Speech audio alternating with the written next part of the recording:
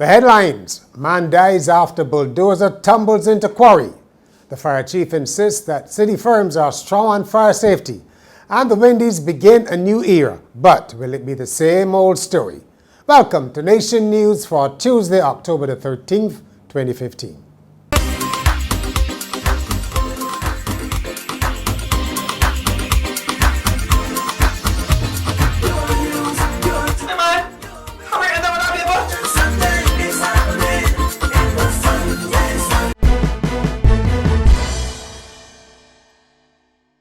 We begin with the horrible death of a bulldozer operator. 67-year-old Anthony Walcott died on the spot when the tractor he was operating plunged 100 feet to the bottom of Carrington Quarry in St. Philip.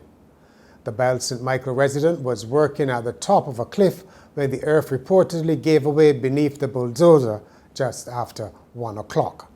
Mr. Walcott had more than 30 years' experience as an operator and was an employee of Caribbean Aggregates Limited at the time of his death. Chief Fire Officer Errol Maynard says he's satisfied that Bridgetown businesses are adopting better fire safety practices. Concerns were expressed on September's 5th anniversary of the Campus Trends tragedy that not much has changed among city stores.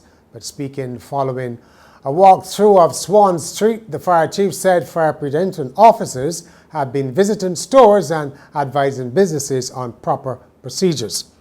Mr. Maynard said, while it is not feasible for all stores to create a second entrance or exit, it is important for all to have fire alarms and fire extinguishers. He said many are complying with the requirements. Apparently most of them that we've discovered have, if not all, some of the requirements in place. And those that we have identified which don't have the requirements, we are working with them, and many of them are compliant, as you would have seen this morning. Mr. Maynard said that these efforts were not a reaction to the Campus Trends fire and had been ongoing for years. Our officers were out long before the Campus Trends issue. The Campus Trends issue might have brought a lot of things to light that were happening, and because of the situation there, people probably got sentimental, but our officers were there long before the Campus Trends issues. So it's not a reactive event, it's a continuous event that we've had all over the years.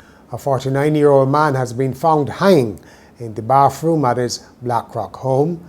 Reginald Young is reported to have been found by his wife. Suicide is suspected. Businessman Stanley Michelini, who was shot to death last month, was remembered at his funeral service on Monday as a man who never gave in to adversity.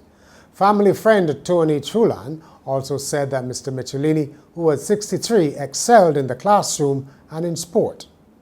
At school, he excelled both academically and at sport, and he loved a challenge and would never turn away from adversity, but rather embrace it, and used its challenge to empower his resolve. This ideology never changed. No challenge was too great for the man. He was shot and killed on September the 25th at his Bucks St. Thomas business by two masked men. No arrests have been made.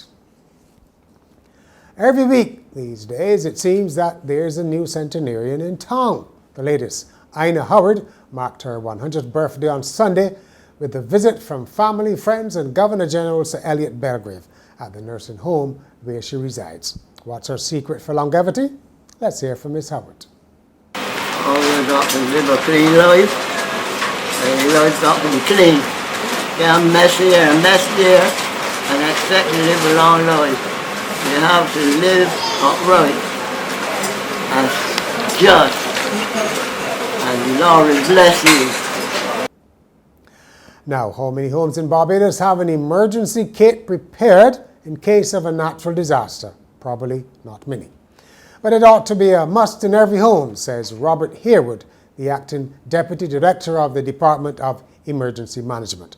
He made the suggestion at the Barbados Association of Retired Persons panel discussion to mark International Day for Disaster Reduction. Mr. Harewood said homes should have an emergency kit prepared inclusive of chargers and a supply of water and rations for each family member for at least a 3-day period. The I'm a Girl charity is marking its first birthday in Barbados by tackling issues of low self-esteem and anger management among teenage girls. Founder Alien Oliveira says these issues are being played out on social media. Low self-esteem is huge, and that is one of the major factors why even girls post things like guns in their hand and think it's cool, so to speak. We have an issue of violence. There's a lot of anger management issues, and that can be channeled where girls may not feel like they're part of something bigger than themselves, and because of not being a part of something bigger than themselves, they get easily strayed away from what their vision or direction should really be in a positive way. The global I Am a Girl campaign is aimed at providing opportunities for girls, especially at-risk adolescents, and to protect their rights. Up next is Haydn Gill with this week's commentary on the sea egg harvest. After more than a decade, the ban on sea egg was overturned at the start of the month, and Barbadians were able to enjoy the delicacy again. There has been a brisk trade since then, with everyone from the housewife to hoteliers buying it up to serve for meals. But it appears the season may not even last for the month we have been promised. Some divers have expressed concern about the small number of mature urchins and fear the harvesting may not last past this week. Officials at the Fisheries Division have launched an investigation into the rapid depletion. As with everything we do, there must be some kind of consideration to the future. If there is overfishing now, the next ban could be longer than 11 years. In sport, road tennis, Mark Venom Griffith is the monarch of the court. He beat Julian Michael Jackson White in one of the sport's best paying tournaments. Griffith won $10,000 and Jackson $5,000. In the women's competition, champion Kim Holder won $4,000. Road tennis fans can also look forward to the climax of the Silver Hill tournament. West Indies and Sri Lanka will begin a new era with fresh young talent when a 2-test cricket series starts in Galle in the early hours of Wednesday morning Barbados time. Sri Lanka are rebuilding following the retirement of their batting greats Mahela Jayawardene and Kumar Sangakkara within the space of a year. The West Indies are already hit by the reluctance of some senior pros to play test cricket, have a new test captain in Jason Holder, who is hoping to turn around years of poor team performances. Rain has been forecast for all the days of the test.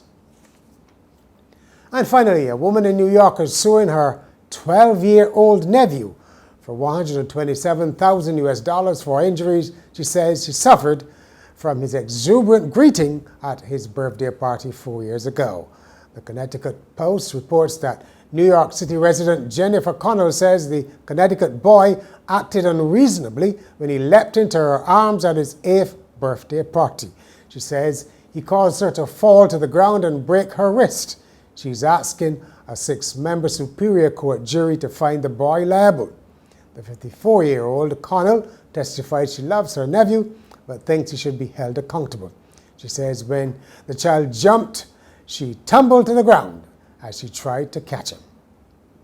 And that's Nation News for Tuesday. For more, log on to nationnews.com as well as YouTube, Facebook, and Twitter. And remember to pick up your Midweek Nation on Wednesday or subscribe to our e-paper.